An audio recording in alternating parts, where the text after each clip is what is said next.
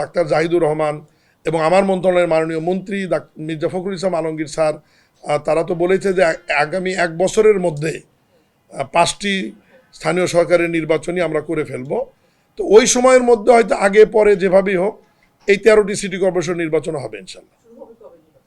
নির্বাচন আসলে বর্ষা মৌসুমের পরেই শুরু করার সম্ভাবনাটা বেশি, আমি এটা ব্যক্তিগতভাবে মনে করি।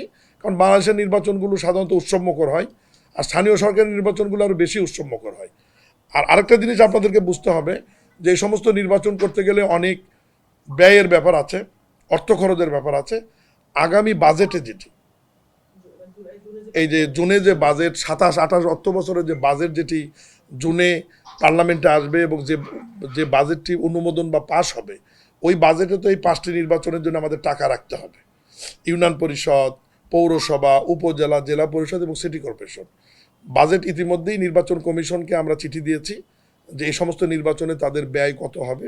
তারা সেই অনুযায়ী নির্বাচন কমিশনের যে বাজেটের ফরম্যাট, সেই ফরম্যাটে তারা এই ৫টি স্থানীয় সরকারের নির্বাচনের জন্য তারা বাজেট প্রস্তাব করবেন এবং বাজেট অনুমোদন হলে আগামী সেপ্টেম্বর অক্টোবর থেকে আমার ধারণা, যেহেতু আমাদের মন্ত্রী মহোদয় এবং মাননীয় প্রধানমন্ত্রীর ইচ্ছা অনুযায়ী উনি যেহেতু বলেছেন যে ১ বছরের মধ্যে নির্বাচনগুলো শুরু হবে, তো বর্ষা মৌসুমের পরে শুষ্ক মৌসুমে পর্যায়ক্রমে ধাপে ধাপে ১ বছরের মধ্যে আমরা ৫টি নির্বাচনে শেষ করব। ইউনিয়ন পরিষদের টাকা তো সবচেয়ে বেশি লাগবে, কারণ এটা হচ্ছে লার্জ স্কেলের নির্বাচন, সবচেয়ে বড় নির্বাচন।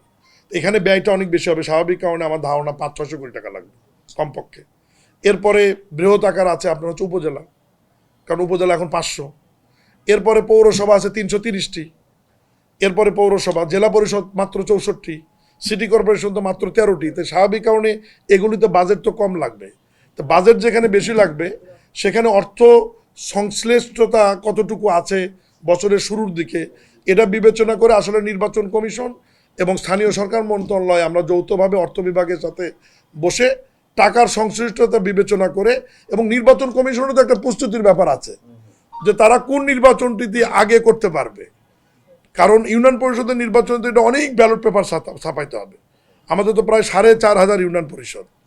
তো এখানে তো একটা তাদেরও প্রস্তুতি আছে। সব মিলিয়ে এটা আসলে আমরা বাজেট অনুমোদন হওয়ার পর অর্থ বছর শুরু হলে এরপরে আমরা নির্বাচন কমিশন, স্থানীয় সরকার মন্ত্রণালয় এবং অর্থ বিভাগ আমরা আলোচনা করে ঠিক করব যে কোনটা দিয়ে আগে শুরু হবে। বগুড়া সিটি কর্পোরেশন যেটি মাননীয় প্রধানমন্ত্রীর অনুমোদন সাপেক্ষে এবং আমাদের মন্ত্রীর অনুমোদন সাপেক্ষে নতুন প্রশাসক হিসাবে বগুড়া জেলা বিএনপি সহসভাপতি এবং এক সময়কার উনি ৯ বছর বগুড়া জেলা ছাত্র দলের সভাপতি ছিলেন, যুব দলেরও আহ্বায়কের দায়িত্ব পালন করেছেন, সভাপতির দায়িত্ব পালন করেছেন। তাকে প্রশাসক হিসাবে গতকাল এটি ফাইল অনুমোদন হয়েছে। আনুষ্ঠানিকভাবে মাননীয় মন্ত্রীর কাছে যোগদানপত্র জমা দিয়ে যোগদান করেছেন জনাব এমআর ইসলাম স্বাধীন, তাকে আমরা স্বাগত জানাই।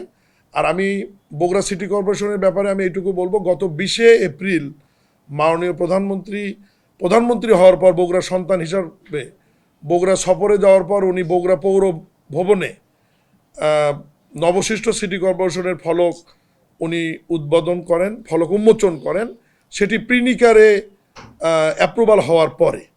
এরপরে উনি ফিরে আসার পরে আজ থেকে 10 দিন আগে বগুড়া সিটি কর্পোরেশনটি নিকারে অনুমোদন হয়েছে, যে নিকারে আরও 5টি নতুন উপজেলা, 1টি পৌরসভা এবং 1টি পৌরসভা নতুন এবং 1টি পৌরসভা বর্ধিত হয়েছে। এবং নিকারে অনুমোদন হওয়ার পর নিয়ম অনুযায়ী এটা সরকারের গেজেটভুক্ত হয়েছে।